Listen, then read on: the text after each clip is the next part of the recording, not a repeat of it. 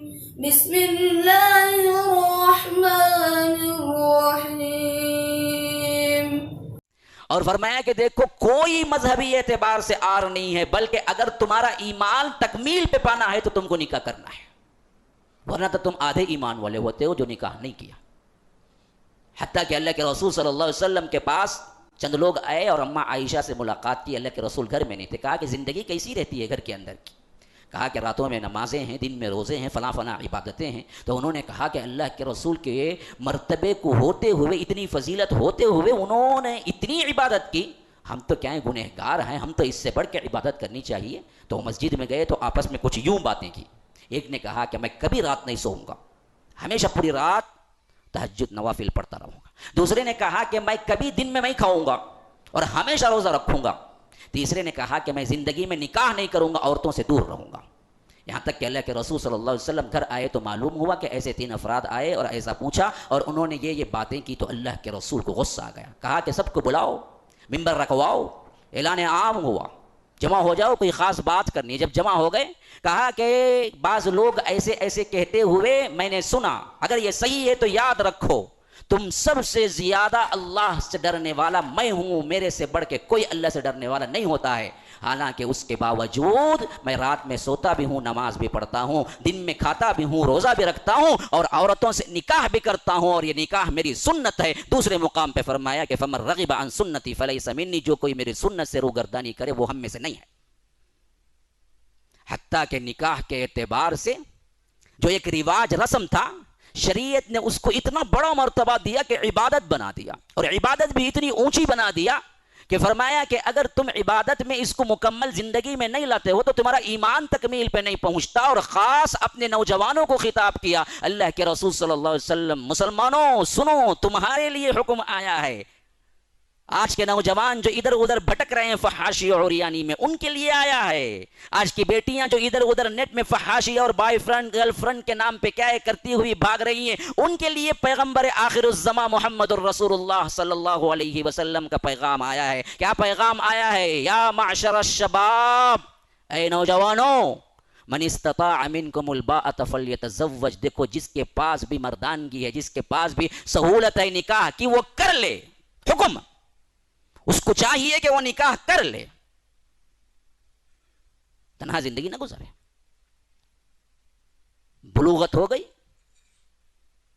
بس یہ شرط ہے، نکاح کر لو۔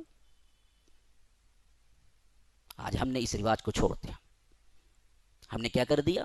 ابھی کمانے نکلا ہے مولوی صاحب، ابھی بیٹی پڑھنے نکلی ہے، یا پڑھتی ہوئی بیٹی کا نکاح نہیں ہو سکتا؟ کمانے والا کیا ہے، ابھی جو گیا ہے اس کا نکاح نہیں ہو سکتا؟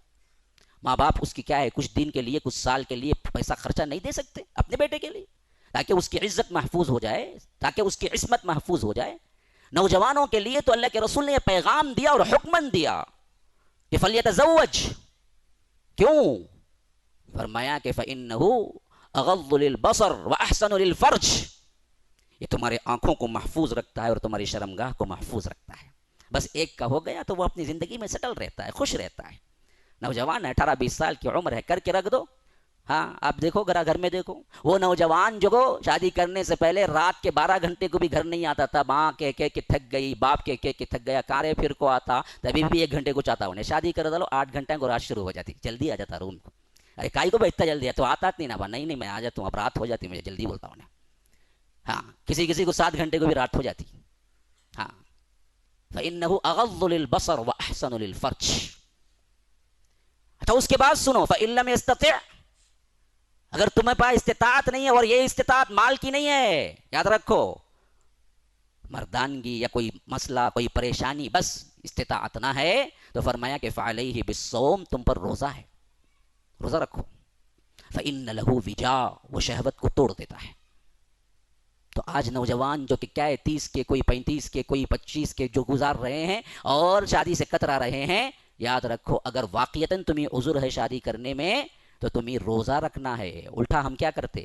اب بھی نوجوان جی اچھا کھاؤ جی، ادھر فاسٹ فوڈ گیا وہاں کھایا، ادھر چکن کھایا، ادھر تندوری کھایا، ادھر مندی کھایا، ادھر مٹن کھایا، ادھر فش کھایا، کھاتا کھاتا کھاتا پورا جمال ایک ہو، طاقت کیا کریں گا، پھٹنا نہیں سو۔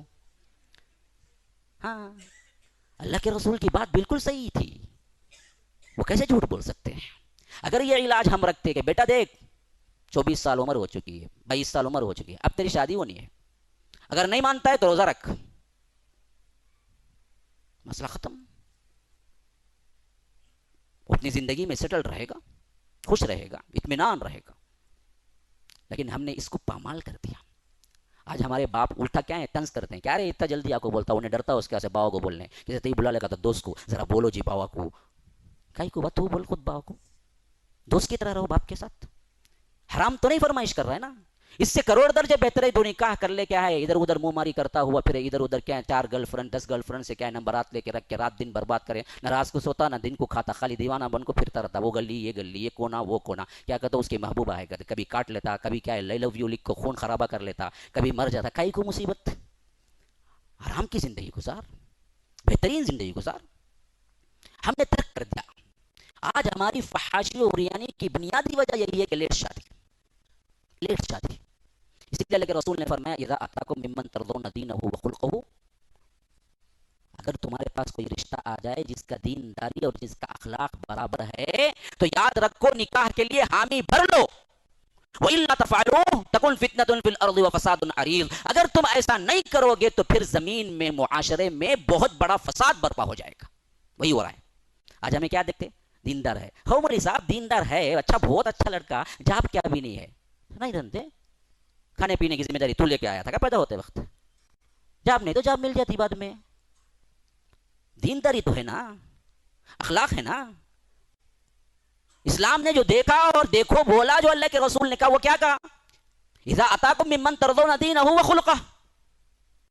دیکھو تمہارے پاس اگر کوئی رشتہ آ جائے تو اس کا اخلاق دیکھو اور اس کا کیا ہے دین دیکھو. بس مال دیکھو بولا کیا، دنیا دیکھو بولا. بلکہ الٹا کیا ہے، میں نہیں سمجھتا کہ اسلام اور قرآن اور حدیث میں کسی عبادت کو یہ کہا گیا ہو کہ اگر تم عبادت کرو گے تو اللہ تمہیں پیسے والا کر دے گا.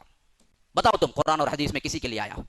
ہاں یہ آیا ہے کہ عبادت اگر کرو گے تو دنیا و آخرت میں بھلائی مل جائے گی. ہاں یہ آیا ہے کہ فلاں عبادت کرو گے تو اللہ رزق کشادہ کر دے گا، فلاں کیا صلہ رحمی کرو گے تو اللہ تبارک و تعالیٰ عمر بڑھا دے گا. یہ تمام احادیث آئے ہیں. لیکن پیسہ کہیں یہ لفظ نہیں آیا کہ فلاں عبادت کرنے کے بعد اللہ تمہیں فقیری سے نکال کے مالدار کر دے گا. کسی عبادت کے لیے نہیں آیا. واحد ایک عبادت کے لیے آیا سورہ نور کے اندر، وہ صرف اور صرف نکاح ہے. فرمایا کہ وَإِن يَكُونُوا فُقَرَاءَ يُغْنِهِمُ اللَّهُ مِن فَضْلِهِ. اگر کوئی بندہ فقیر ہو کے بھی شادی کرنا چاہے تو اس شادی کی برکت سے اللہ اس کو غنی کر دے گا. گارنٹی دی اللہ. فقیر ہے، تنگ دستی ہے، شادی کر لے. کیا مولوی صاحب عقل پھر گئی کیا تمہیں؟ ہاں بولنے والے بولیں گے فقیر ہے تو شادی نہ کرو، بولتے ہیں ہمارے گھر میں. جماؤ مال جماؤ، گھوڑے کو دینا، جوڑے کو دینا. ہاں بھاؤ تاؤ، جس طرح کیا ہے گھوڑا خریدتے یا کوئی چیز خریدتے وقت ہوتا ویسے ہوتا نکاح ہمارا. کون بوجھ ڈالے؟ کون کہا؟ ایک پائی کا خرچہ نہیں ہے، ایک پائی کا خرچہ نہیں ہے لڑکی والوں کی طرف سے. اسلام نے کوئی بوجھ نہیں رکھا. ہم نے اپنے طور پر کیا ہے ہزاروں رسم و رواج بنا لیے، وہ بھی سب کا سب کلچر غیر مسلموں کی طرف سے آیا. یہاں رہتے ہوئے ہم نے اسلام کا کلچر کو بھلا دینے سے آیا، ورنہ تو جہیز کا کوئی تصور بھی نہیں ہے اسلام.